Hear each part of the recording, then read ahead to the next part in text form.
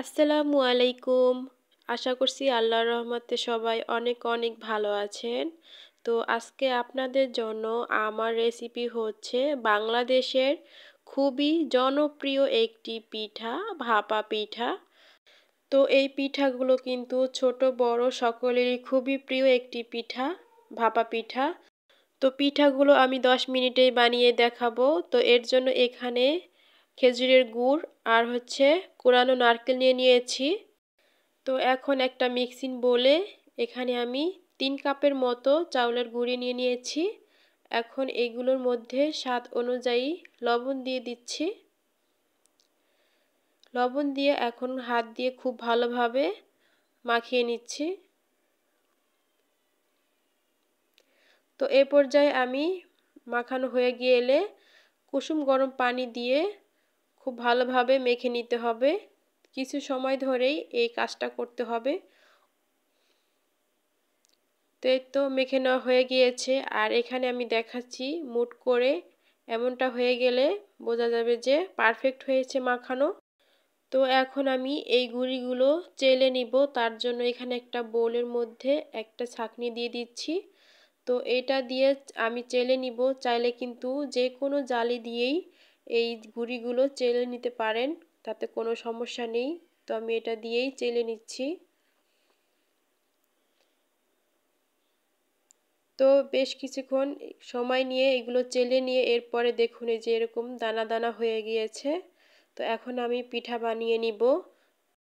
তো এখন এই যে গুড় আর নারকেল, কুড়ানো নারকেল, এগুলো আমি তো আগেই দেখিয়ে দিয়েছি।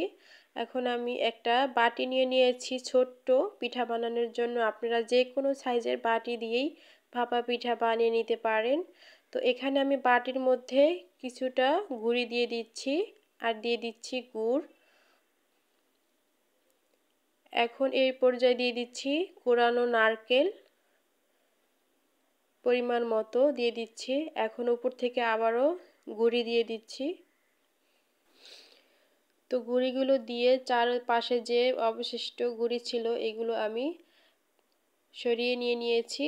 আর এই পিঠাটা কিন্তু চেপে চেপে বানাতে হবে না, এভাবে আলতো হাতেই একটু চেপে দিতে হবে। তো এখন আমি পিঠাটা ঢাকার জন্য এখানে একটা জালি নিয়ে নিয়েছি। আপনারা চাইলে যে কোনো সুতি কাপড় দিয়ে এই পিঠাটাকে ঢেকে দিতে পারেন। তো এখানে আমি ভাপা পিঠার একটা পাতিল বসিয়ে দিয়েছি, পানিও বলক চলে আসছে। তো এর মধ্যে এই যে পিঠাটা বসিয়ে দিচ্ছি। তো আমি এখন একটা হাতার সাহায্যে উপর থেকে একটু বাড়ি দিয়ে পিঠাটাকে একটু আলগা করে এখন বাটিটা তুলে নিচ্ছি। আর এখন এই যে জালিটা দিয়ে চারিদিক থেকে একটু চাপিয়ে এখন ঢাকনা দিয়ে ঢেকে দিয়ে দিব। তো এই পিঠা হতে কিন্তু সময় লাগে না, 4 থেকে 5 মিনিটের মধ্যেই পিঠাটা হয়ে যায়। তো এই তো এখন পিঠাটা হয়ে গিয়েছে। তো আমি পিঠাটা তুলে নিচ্ছি। তো এভাবে সেম প্রসেসেই কিন্তু আমি পিঠাগুলো বানিয়ে নিয়েছি। তো এখন আমি পিঠাগুলো এই যে পিঠাটা একটু ছাড়িয়ে দেখাচ্ছি জালি থেকে। তো ফাইনালি আমি সবগুলো পিঠা বানিয়ে নিয়েছি। তো এখান থেকে একটা পিঠা ভেঙে দেখাবো ভিতরটা কেমন হয়েছে। তো আমার আজকের ভাপা পিঠার রেসিপিটা দেখতে কেমন হয়েছে অবশ্যই কমেন্ট করে জানাবেন। আর পিঠাটা এই যে ভেঙে দেখাচ্ছি, দেখুন ভিতরের গুড় ও নারকেলে পুরে ভরা ভাপা পিঠা।